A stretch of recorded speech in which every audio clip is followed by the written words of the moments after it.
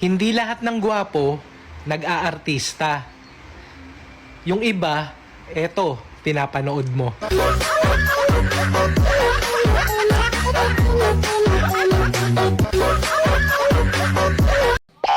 Kapag naging asawa mo ko, Wow! kada away natin, sa kwarto natin naayusin.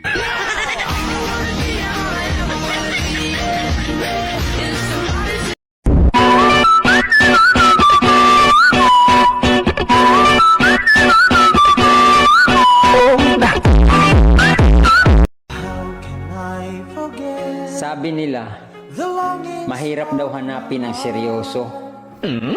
Bakit? Nagtatago ba ako?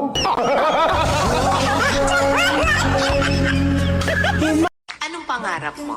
Simple lang. Ano? Ikaw.